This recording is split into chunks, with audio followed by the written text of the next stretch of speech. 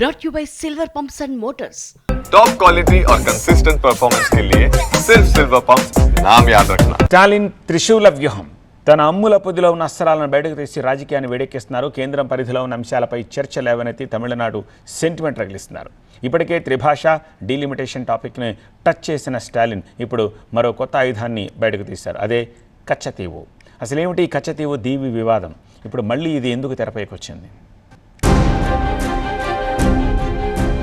జాతీయ పార్టీ పైగా కేంద్రంలో అధికారంలో ఉన్న బీజేపీతో టఫ్ ఫైట్ ఎదుర్కొంటున్న స్టాలిన్ సరికొత్త వ్యూహాలకు పదును పెడుతున్నారు. తమిళుల ఆత్మ గౌరవం అంటూ కొత్త నినాదాన్ని ఎత్తుకొని కేంద్రం పరిధిలో ఉన్న స్థానిక అంశాలను టచ్ చేసి సెంటిమెంట్ రగిలిస్తున్నారు. అందులో భాగంగానే కచ్చతీవు ఇష్యూను తెరపైకి తెచ్చారు స్టాలిన్. నిజానికి కచ్చతీవు ద్వీపం తమిళనాడు మత్స్యకారులకు జీవనాధారం. అందుకే ఎన్నికలు వచ్చినప్పుడల్లా తమిళనాడులో రాజకీయ పార్టీలకు గుర్తొచ్చే అంశం కచ్చతీవు. పార్లమెంట్ ఎన్నికల టైంలో కచ్చతీవు అంశాన్ని ప్రధాన ఆయుధంగా ఎంచుకుంది బీజేపీ. కాంగ్రెస్ హయాంలోనే కచ్చతీవును శ్రీలంకకు అప్పగించారని, అలాంటి కాంగ్రెస్ తో డీఎంకే అంటకాగుతోందని బీజేపీ విమర్శించింది. ఇప్పుడు టైం దగ్గర పడుతుండటంతో మరోసారి కచ్చతీవు తేనెతుట్టెని కదిపి కేంద్రంలో ఉన్న బీజేపీని ఇరుకున పెట్టే వ్యూహం అమలు చేస్తున్నారు స్టాలిన్.